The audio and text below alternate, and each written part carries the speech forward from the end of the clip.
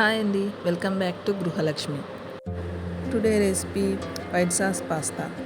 ఈజీగా సింపుల్గా ఇంట్లోనే వైట్ సాస్ పాస్తా ఎలా తయారు చేసుకోవాలో చూసేద్దాము. చాలా క్రీమీగా టేస్టీగా చాలా బాగుంటుందండి. ఒకసారి ఈ విధంగా ట్రై చేసి చూడండి. ముందుగా ఒక గిన్నె తీసుకొని అందులోకి పాస్తాకి సరిపడా వాటర్ పోసుకొని వాటర్ని బాగా తెల్లగాంచుకోవాలండి.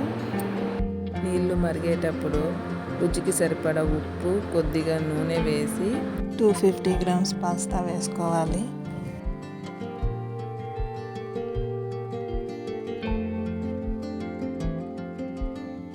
పాస్తాలో ఆయిల్ వేయడం వల్ల పాస్తా ఒకదానికొకటి అతుక్కోకుండా వస్తుంది. ఈ పాస్తాను 90% ఉడికించుకోవాలి. ఈ పాస్తా ఉడికేలోపు వైట్ సాస్ చేసుకున్నాము. వేరొక కడాయి తీసుకొని అందులోకి 1 టేబుల్ స్పూన్ నెయ్యి వేసుకొని 4 to 5 వెల్లుల్లిని సన్నగా చాప్ చేసుకొని వేసుకోవాలి. గోల్డెన్ బ్రౌన్ వచ్చేంత వరకు వేయించుకోవాలి.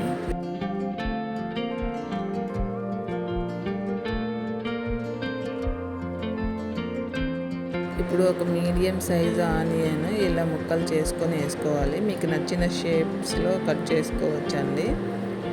ఆనియన్ కొద్దిగా మగ్గిన తర్వాత 1 కప్పు క్యాబేజ్ వేసుకొని వేయించుకోవాలండి. పచ్చివాసన పోయేంత వరకు వేయించుకోవాలి.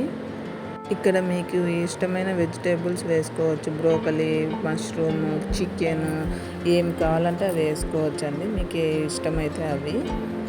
క్యాబేజ్ని బాగా పచ్చివాసన పోయేంత వరకు మగ్గించుకోవాలండి. తర్వాత 1/2 కప్పు క్యారెట్ వేసుకొని కొద్దిసేపు ఫ్రై చేసుకోవాలండి. తర్వాత 1/2 కప్పు క్యాప్సికమ్ వేసుకొని ఫ్రై చేసుకోవాలి. వెజిటేబుల్స్ అన్నీ ఒక 50% వరకు ఉడికేంత వరకు ఫ్రై చేసుకోవాలి. తర్వాత 1 టమాటో సన్నగా కట్ చేసుకొని వేసుకోవాలండి. తర్వాత రుచికి సరిపడా సాల్ట్ వేసి ఫ్రై చేసుకొని పక్కకు ఉంచుకోవాలండి. వెజిటేబుల్స్ అన్నీ తీసి పక్కకు ఉంచుకోవాలి. తర్వాత అదే కడాయిలో కొద్దిగా నెయ్యి వేసుకొని 2 టేబుల్ స్పూన్ మైదా వేసుకోవాలి. సారీ అండి, ఇక్కడ మైదా వేయడము వీడియో క్లిప్ మిస్ అయింది. మీరైతే 3 టేబుల్ స్పూన్స్ మైదా వేసి పచ్చివాసన పోయేంత వరకు వేయించుకోవాలి. మైదా నెయ్యిలో వేయించేటప్పుడు కొంచెం వేగిన తర్వాత మంచి స్మెల్ వస్తుంది. అప్పటి వరకు వేయించుకోవాలి. ఈ విధంగా వేయించుకున్న తర్వాత 500 to 600 ml పాలు పోసుకొని ఉండలు కట్టకుండా మైదా అంతా పాలల్లోకి కలిసేలా మిక్స్ చేసుకోవాలండి. వీడియోలో చూపించిన విధంగా ఉండలు కట్టకుండా అంతా మిక్స్ చేసుకోవాలి బాగా. ఇక్కడ ఫ్లేమ్ని లోలో పెట్టుకోవాలండి, హైలో పెట్టుకోవద్దు. లోలో పెట్టుకొని ప్రిపేర్ చేసుకోవాలి. ఇందులో రుచికి సరిపడా సాల్ట్ వేసుకొని 1 క్యూబ్ చీజ్ వేసుకోవాలండి. మిల్క్ మిస్ట్ చీజ్ క్యూబ్స్ ఉంటాయి కదా, అదొకటి వేసానండి. సాస్ చిక్కబడేంత వరకు ఉడికించుకోవాలి. ఇప్పుడు ముందుగా వేయించి పెట్టుకున్న వెజిటేబుల్స్ని వేసి బాగా మిక్స్ చేసుకోవాలి. తర్వాత 90% ఉడికించి పెట్టుకున్న పాస్తాని కూడా వేసి బాగా మిక్స్ చేసుకోవాలి. ఒకవేళ సాస్ బాగా చిక్కబడిపోయింటే కనుక పాలు కానీ పాస్తా ఉడకబెట్టిన వాటర్ కానీ వేసుకోవచ్చండి. వాటర్ పోసుకోవద్దు. పాస్తా ఉడకబెట్టిన వాటర్ మటుకే పోసుకోవాలి.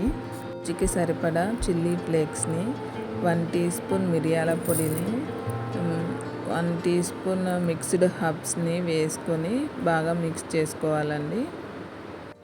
పాస్తా అంతా కలిసేలా బాగా మిక్స్ చేసుకోవాలి. పాస్తాలో నార్మల్ వాటర్ అస్సలు పోయొద్దు. పాలు కానీ పాస్తా ఉడకబెట్టిన వాటర్ కానీ పోసుకొని కొంచెం గట్టిగా వచ్చినప్పుడు అట్లా అడ్జస్ట్ చేసుకోవచ్చు. పాస్తా అంతా బాగా మిక్స్ చేసుకున్న తర్వాత ఇంట్లో పాల మీద మీగడ ఉంటుంది కదా, ఆ మీగడ కానీ బయట నుంచి తెచ్చుకున్న క్రీమ్ కానీ వేసుకోవచ్చండి. నేను పాల మీద ఉన్న మీగడ వేసాను, ఆ క్రీమ్ వేసాను. క్రీమ్ అంతా బాగా కలిసేలా పాస్తాని బాగా మిక్స్ చేసుకోవాలి. అంతేనండి, పాస్తా రెడీ. ఈ పాస్తాలో క్రీమ్ని కానీ పాల మీద మీగడ కానీ ఖచ్చితంగా వేసుకోండి. టేస్ట్ చాలా బాగుంటుంది. డిఫరెంట్ మీకే తెలుస్తుంది. ఈ పాస్తాని వేడివేడిగా తినాలండి. చల్లారిన తర్వాత తింటే కనుక కొంచెం వెగుటుగా ఉంటుంది. కంపల్సరీగా వేడివేడిగా తింటే చాలా బాగుంటుంది టేస్ట్. ఈ వీడియో కనుక మీకు నచ్చినట్లయితే లైక్ చేయండి, షేర్ చేయండి, సబ్స్క్రైబ్ చేసుకోండి. మీకు ఎలా కుదిరిందో కామెంట్ రూపంలో తెలియజేయండి. Thank you.